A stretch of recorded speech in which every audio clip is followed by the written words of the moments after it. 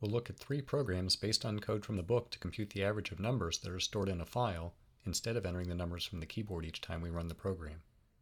Here is the sample input file we will use for the first 2 programs. The first program uses a for loop and doesn't contain any concepts we haven't learned before.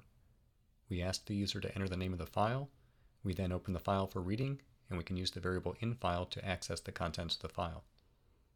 Remember that when we iterate over a file variable with a for loop, the loop index variable is automatically assigned one line at a time from the file, and then the loop body executes for each of these lines. The line variable is a string containing the contents of a line from the file.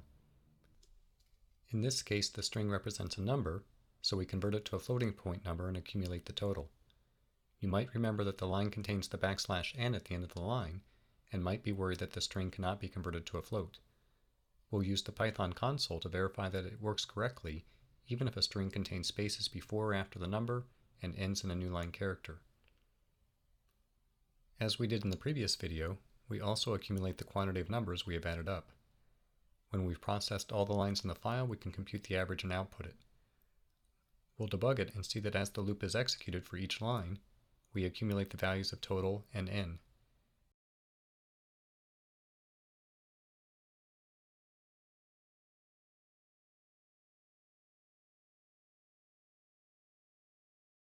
When the last line has been processed, the loop ends and it outputs the average. We'll now see how to write the same program using a while loop. As before, we ask the user to enter the file name and open the file. We also initialize the accumulator variables. We prime the loop by reading the first line from the file. Remember, the readLine method reads one line from the current spot in the file and updates the current spot to be the start of the next line. I've modified the version in the book to use the strip method. Since each line contains a number, we do not care if there are any spaces before or after the number, so we will remove them. The reason I did that in this version is to handle the case that the user entered a line with just spaces in it. The previous version would have crashed when converting the line to a float. This will also handle the cases where the last line contains a space before the new line. If we didn't use the strip method, the loop would process that line, which would cause a crash when converting it to a float. As we did when reading values from the keyboard using a while loop, we also need to get the next line before checking the while condition again. We need to use the same variable line in all 3 places, so the program always processes the most recent line read from the file. When the loop ends, we output the average. We'll run this one and see that it also works. For this last version, we'll write a program that can handle input lines with more than one number separated by commas, such as this sample file. We input the file name, open the file, and initialize the accumulator variables as we did before. This version also demonstrates something I don't think we've seen before. We have a loop inside a loop. Just as we saw with if statements and other statements inside a loop is a statement, so you can write a loop any place a statement can occur.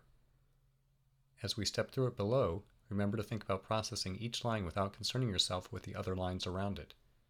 If you do it this way, the nested loop should not be any more difficult for you to understand than code without nested loops. In this example, the outer loop is a while loop as the previous example used, but we also could have used a for loop as the outer loop as the first example we looked at in this video did. Since this line may contain multiple numbers, we split the string on the comma to get a list of strings. The for loop processes each of these strings within the line, converting the number to a string and updating the accumulator variables. When it is done processing all the numbers on a line, it continues at the code indented under the F in for and reads the next line before we check the while loop condition again.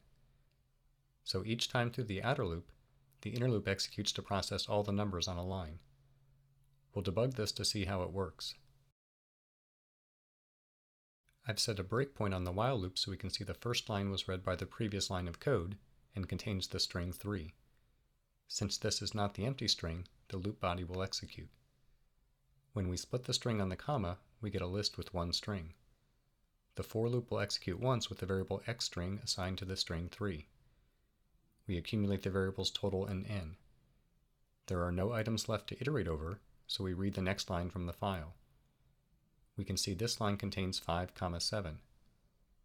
When we split it, we see that item contains 2 strings. The for loop will execute twice, and we accumulate the variables total and n. After the loop executes twice, we read the next line from the file. We can see this line contains the string 9. The while loop condition is met, and we split the string to get a list with one item. The for loop executes once to update the accumulator variables. We now read the next line and see that it is an empty string. Since the condition is false, the while loop is completed, and we continue execution at the line intended at the same line as the w in while. This is the print statement that outputs the average. When writing your own programs, you should think about using nested loops when processing an item in a loop requires repeated code to process that item. This is the case in this program. As we process each item, which is a line possibly containing multiple numbers, we need a loop to process each of those numbers.